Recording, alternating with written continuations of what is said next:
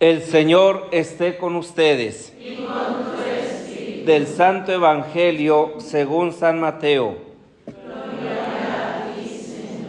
En aquel tiempo Jesús vio a un hombre llamado Mateo, sentado a su mesa de recaudador de impuestos, y le dijo: sígueme. Él se levantó y lo siguió. Después, cuando estaba a la mesa en casa de Mateo, muchos publicanos y pecadores se sentaron también a comer con Jesús y sus discípulos.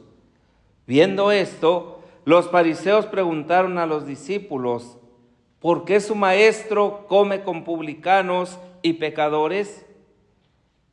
Jesús los oyó y les dijo: no son los sanos los que necesitan de médico, sino los enfermos. Vayan pues y aprendan lo que significa: yo quiero misericordia y no sacrificios. Yo no he venido a llamar a los justos, sino a los pecadores. Palabra del Señor. Gloria a ti, Señor Jesús. Con todo el corazón, Señor, te busco. Muchas de las veces nosotros podemos hacernos a la idea y dar por supuestas cosas en nuestro estilo de vida. Por ejemplo, como pensar que ya por la opción que hemos hecho por el seguimiento de Cristo de manera radical, nuestra vida está totalmente enfocada a Él. Y toda ella es expresión precisamente de esta búsqueda, de esta necesidad, de este encuentro constante de estar con Él. Y la realidad es que no siempre es así. La primera lectura nos hablaba de tener hambre y sed de la palabra de Dios. Y la pregunta es: ¿realmente yo experimento ese anhelo en lo más profundo de mi corazón? ¿Sí? En lo más profundo de mi ser, de alimentarme realmente de la palabra. Y alimentarme de la palabra significa ponerla en práctica, hacer la vida, para que yo pueda realmente vivir en una estructura de libertad que me vaya llevando cada vez más al encuentro con el Señor. Entonces, cuando nosotros decimos con todo el corazón: Señor, te busco, es hacer precisamente conciencia de la presencia de Dios en mi vida y que es el único que puede regirla. No puede haber absolutamente nada más, si yo realmente he entregado mi vida al Señor, que pueda tener valor que no sea su palabra. Y entonces, con cuánto cuidado, con cuánta delicadeza, nosotros hemos de estar atentos a lo que el Señor nos dice cada día en su palabra, para luego de ahí poder ir rigiendo nuestra vida y viviendo en esa libertad de los hijos de Dios.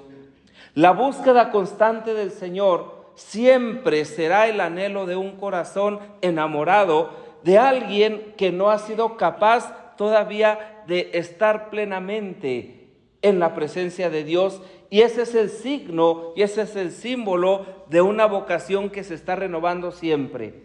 Alguien que pueda pensar que ya encontró a Dios, que ya no tiene de qué convertirse, que ya ha dado plenamente su vida, no tendrá nada, absolutamente nada de qué esperanzarse.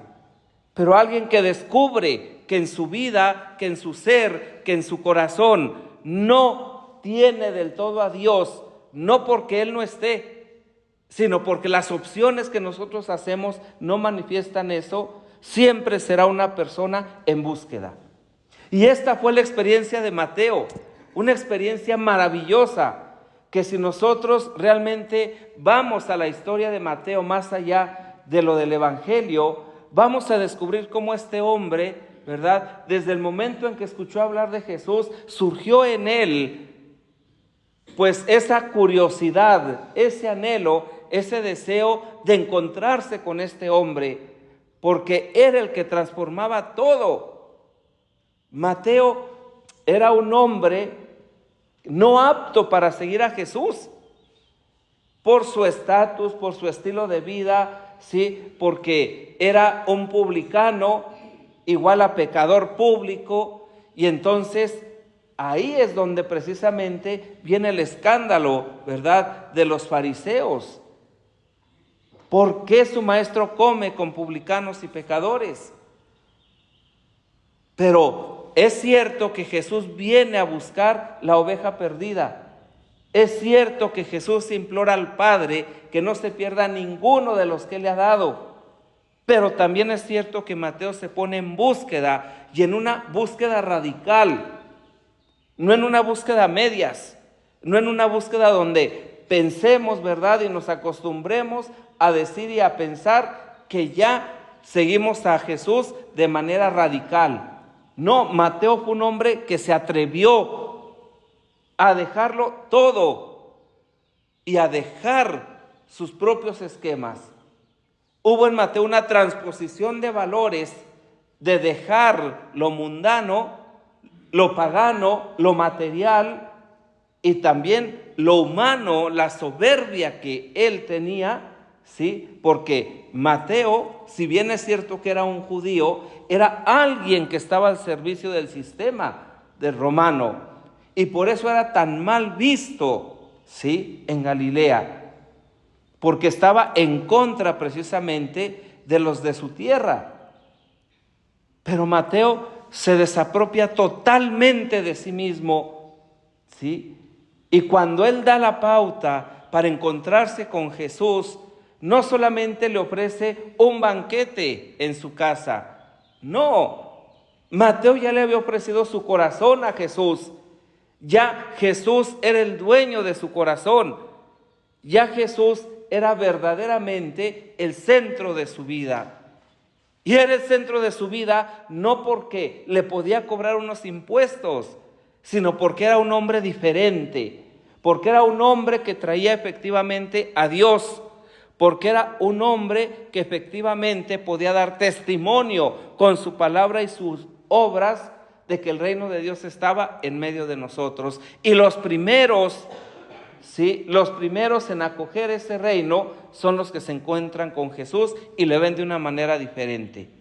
Entonces, para nosotros, ¿verdad?, el seguimiento de Cristo tiene que ser realmente un seguimiento radical cada día.